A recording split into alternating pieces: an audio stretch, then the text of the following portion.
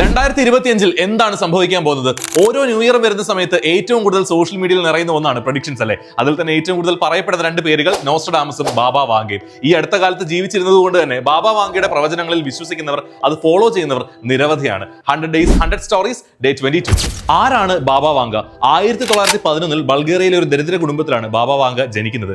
മാസം തികയാതെ ജനിച്ച കുഞ്ഞായതുകൊണ്ട് തന്നെ അക്കാലത്തെ അന്ധവിശ്വാസങ്ങൾ പ്രകാരം അവരെ ഒരു അപശകുനമായിട്ടാണ് കണക്കാക്കിയിട്ടുണ്ടായിരുന്നത്.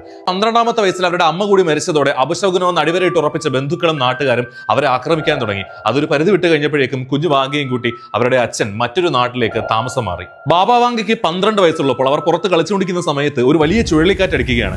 ആ കാറ്റ് അവരെ എടുത്തുയർത്തി പറത്തി തൊട്ടടുത്തുള്ള ഒരു ഫാമിൽ കൊണ്ടുപോയിട്ടു. ഒരുപക്ഷെ ആ കാറ്റത്ത് കണ്ണിൽ പൊടിയും മണ്ണും ഒക്കെ കയറിയിട്ടായിരിക്കാം ക്രമേണ അവരുടെ കാഴ്ചശക്തി കുറയുകയാണ്. എന്നാൽ ആ കാലത്തെ ദാരിദ്ര്യാവസ്ഥ കൊണ്ട് തന്നെ അതിന് വേണ്ട ചികിത്സയൊന്നും കൊടുക്കാൻ വേണ്ടി പറ്റിയില്ല. ക്രമേണ അവരൊരു പൂർണ്ണ അന്ധയായിട്ട് മാറി. അതിനുശേഷമാണ് അവർ ഭാവിയിൽ നടക്കുന്ന കാര്യങ്ങളെക്കുറിച്ച് പ്രവചിച്ചു തുടങ്ങിയത്. ആദ്യം അതിനെ പലരും എതിർത്തെങ്കിലും പിന്നീട് അവർ പ്രവചിച്ച പല കാര്യങ്ങളും യഥാർത്ഥത്തിൽ സംഭവിച്ചപ്പോൾ, especially second world war, Bulgarian government തന്നെ അവരെ ആദരിക്കുകയും അവർക്ക് പെൻഷൻ ഉൾപ്പെടെ ലഭ്യമാക്കി കൊടുക്കുകയും ചെയ്തു. വേൾഡ് വാർ 2, ഇന്ത്യയിൽ ഉൾപ്പെടെ അടിച്ച സുനാമി, ചെർണോബിൽ ദുരന്തം, അമേരിക്കയിലെ വേൾഡ് ട്രേഡ് സെന്റർ ആക്രമണം, ഒബാമയും ട്രംപും അമേരിക്കൻ പ്രസിഡന്റുമാരാകുന്നത് ഉൾപ്പെടെ ബാബ വാങ്ക നടത്തിയതായി പറയപ്പെടുന്ന പ്രവചനങ്ങൾ നിരവധിയാണ്. എന്തായാലും 2025 കുറിച്ച് ബാബ വാങ്ക പ്രവചിച്ച കാര്യങ്ങൾ എന്തൊക്കെയാണെന്ന് അടുത്ത വീഡിയോയിൽ പറയാം.